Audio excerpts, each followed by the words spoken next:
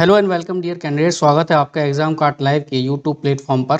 मैं प्रदीप कुमार आपका स्वागत करता हूं। हम लोग आज के इस सेगमेंट में इसरो के PSLV C52 EOS-4 मिशन की चर्चा करेंगे। इसको हम विस्तार से समझेंगे। EOS-4 क्या है, PSLV C52 क्या है, ये पूरा मिशन क्या है, इसके बारे में क्या क्या हम लोग कवर करने वाले हैं, वो सारी बात पहले समझ लेते हैं। हम लोग इसके अंतर्गत EOS और PSLV C52 क्या है इसे समझेंगे।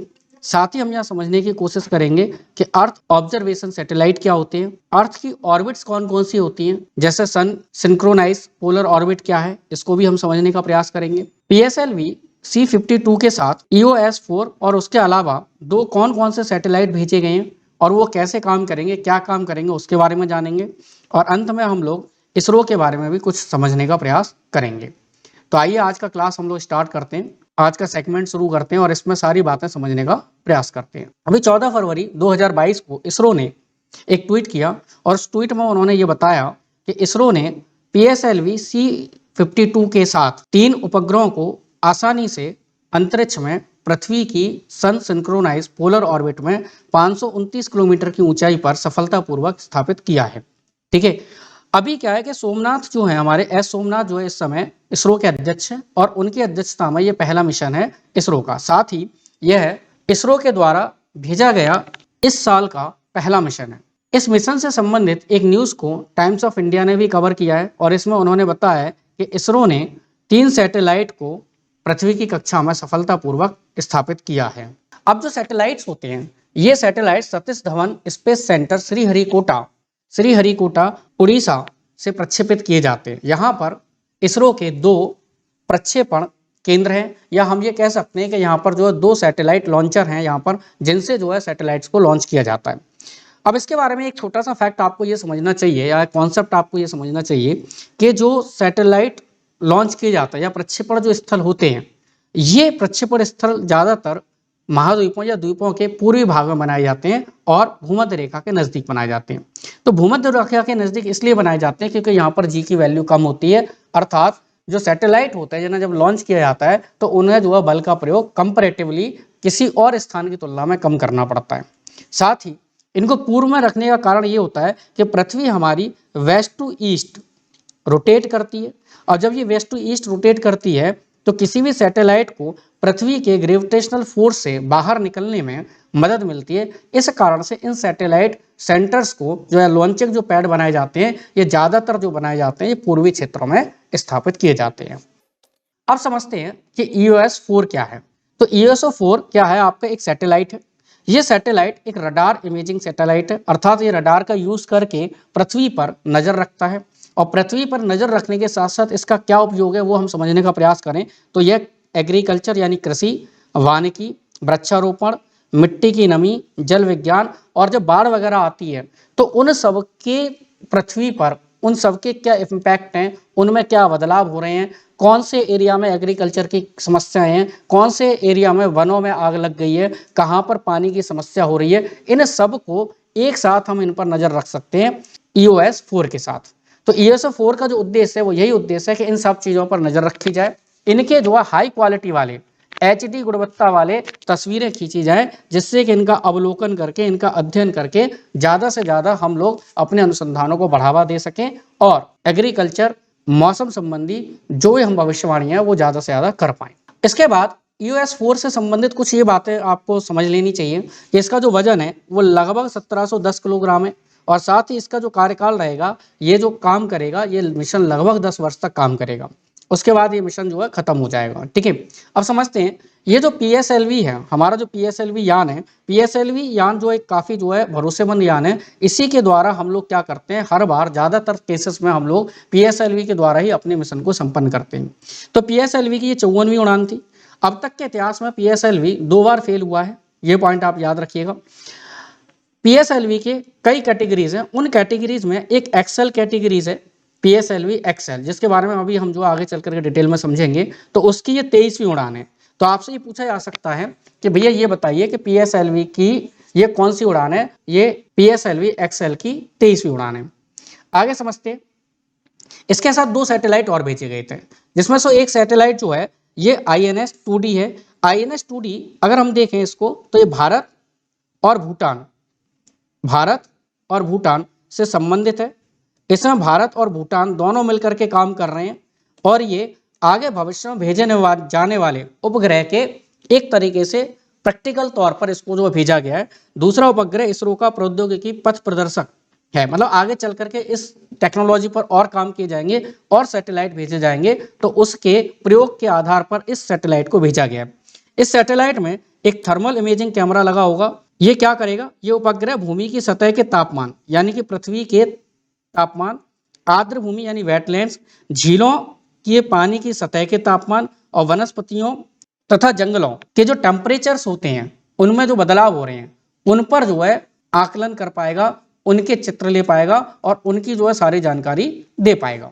इसके अलावा इंस्पायर सेट 1 की अगर हम बात करें तो इंस्पायर सेट 1 जो है ये भारतीय अंतरिक्ष विज्ञान और प्रौद्योगिकी संस्थान द्वारा विकसित, छात्रों द्वारा एक विकसित जो उपग्रह है, छात्रों ने इसको बनाया है। इसमें अमेरिका के कोलोराडो विश्वविद्यालय और NTU सिंगापुर, INSU ताइवान ने भी सहयोग प्रदान किया है। यहाँ के भी जो वैज्ञानिक हैं वो इसमें शामिल रहे हैं। इसका जो मेन फंक्शन है वो आयनोस्फीयर, जो आयन मंडल होता है पृथ्वी का, और उसका जो है उसका अनुसंधान करना, उस पर जो है नजर रखना है। साथ ही साथ ये सूर्य में क्या होता है कि सूर्य में एक हीटिंग एरिया होता है जिसे हम बोलते हैं कोरोनल हीटिंग एरिया। कुछ साइलेंट फीचर की बात करते हैं, जैसे ESO-4 जो भेजा गया है इसका जो कार्यकाल है वो आपका 10 साल तक रहेगा, जबकि INS-2D 6 महीने तक काम करेगा।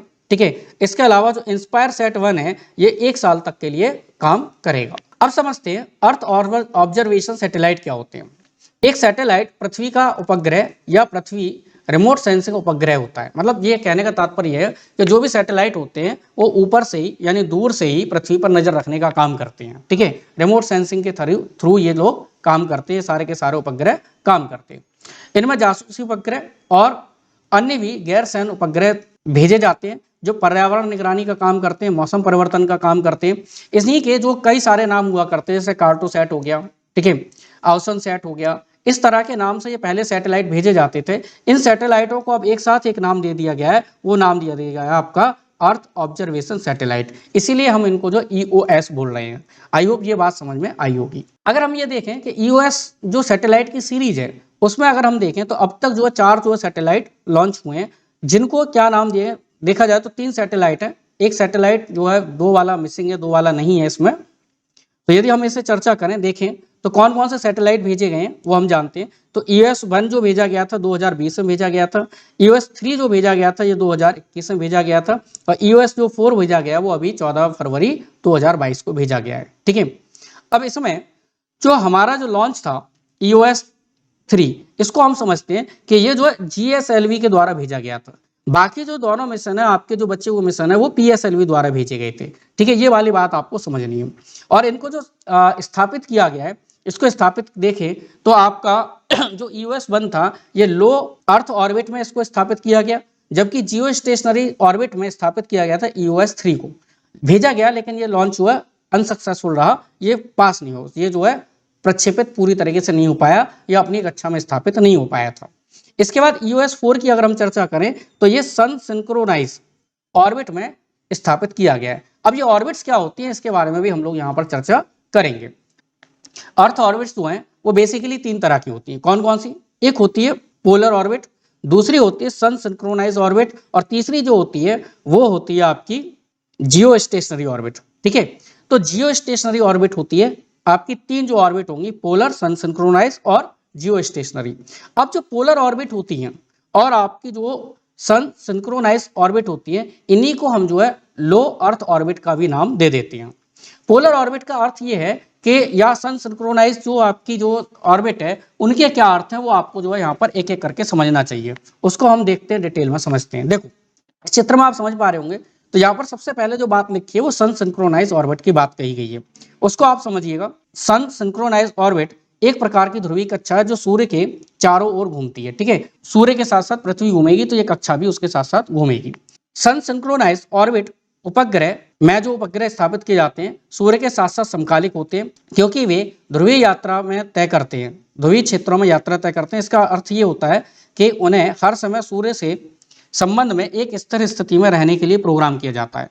एक सूर्य तुल्यकी या सन सिंक्रोनाइज ऑर्बिट इमेजिंग, जासूसी और मौसम के लिए उपग्रहों के रूप में काम करती है। यहाँ पे ये समझने ध्यान देने योग्य बात है कि सन सिंक्रोनाइज ऑर्बिट में जो भी सैटेलाइट स्थापित किए जाएंगे, ये जो कक्षा होती है लगभग 600 से 800 किलोमीटर की ऊंचाई पर होती है। इसमें जैसे अगर मान के चलिए यहाँ पर हमने कोई सैटेलाइट यहाँ पर स्थापित किया, तो ये सैटेलाइट सन के साथ साथ हर बार यहाँ पर आता रहेगा।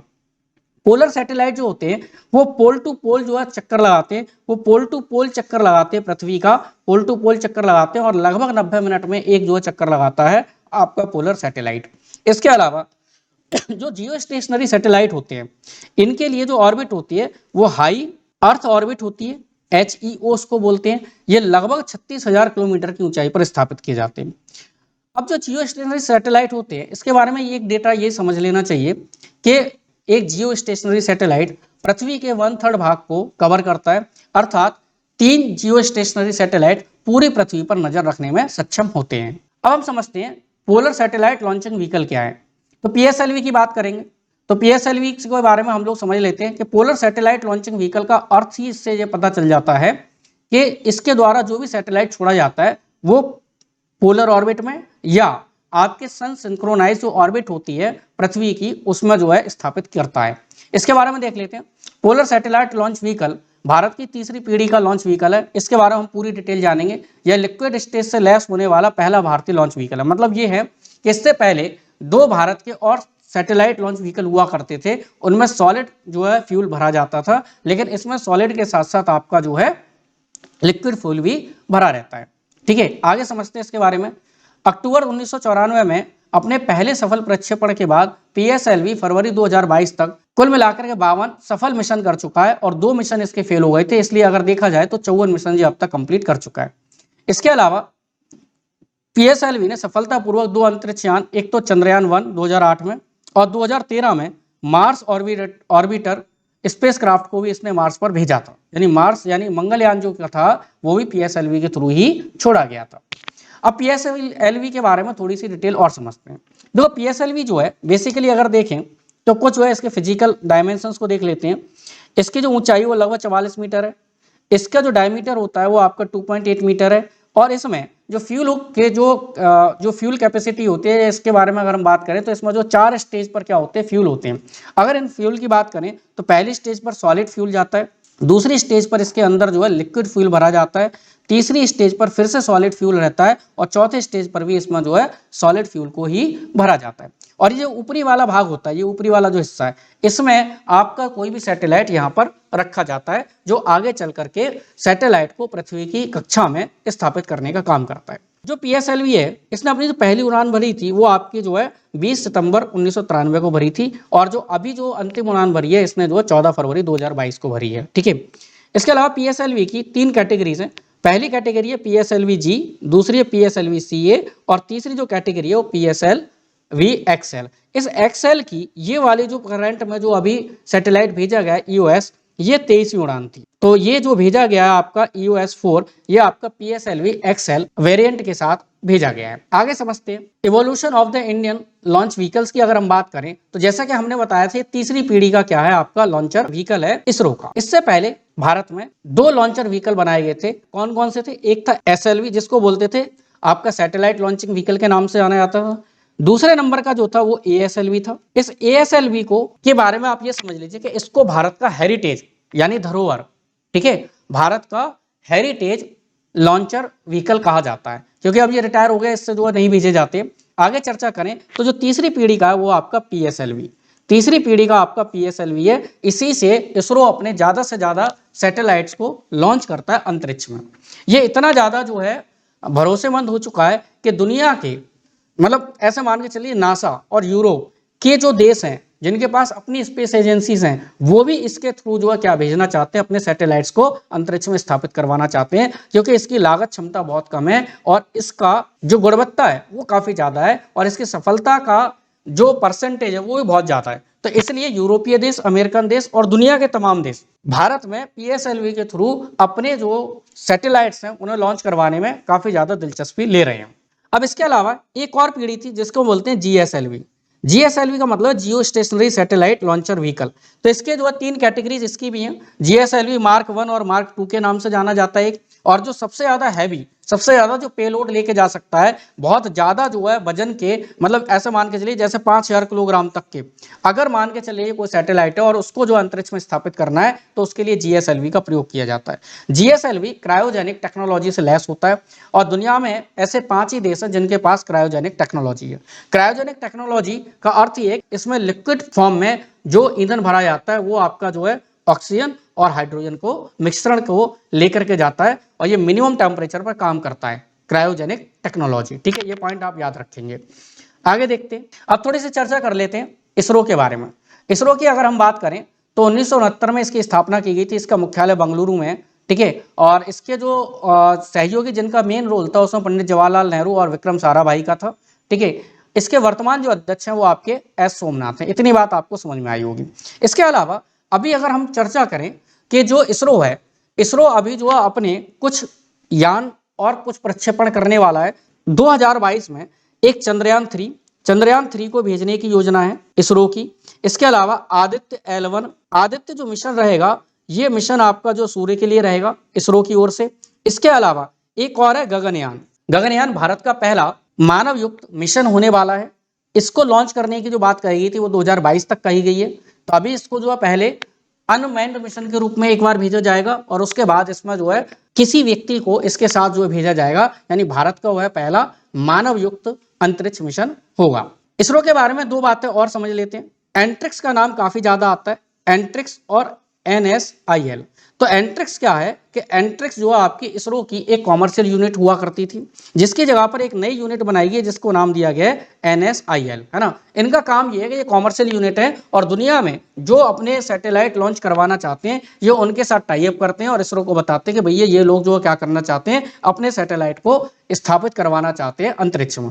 तो ऐसी स्थिति में जो किसी भी अन्य देश के सैटेलाइट को अंतरिक्ष में भेजने का जो ठेका लिया जाता है वो अब जो लेगा वो NSIL लेती है, जबकि उसके सैटेलाइट को लॉन्च करने का जो काम है वो इसरो द्वारा कराया जाता है। इसरो के पूरे देश में बहुत सारे सैटेलाइट सेंटर्स हैं, बहुत सारे इसकी जो ब्रांचेस हैं, जैसे देहरादून हो गया, दिल्ली हो गया, लखनऊ हो गया, ठीक है, आपका चंडीगढ़ हो गया। इस तरह से अगर आप इस मैप में देख पा रहे होंगे तो अलग अलग स्थानों पर इसरो के बहुत सारे हेडक्वार्टर्स या हम कह सकते हैं इसकी जो ब्रांचेस हैं वो स्थापित हैं, जो अलग अलग कामों को करने का काम करती हैं। तो आई होप ये वीडियो आपको समझ में आया होगा। ये वीडियो पसंद आया हो तो लाइक शेयर सब्सक्राइब करना ना भूलें हमारे चैनल को। Thank you for watching. Bye bye everyone.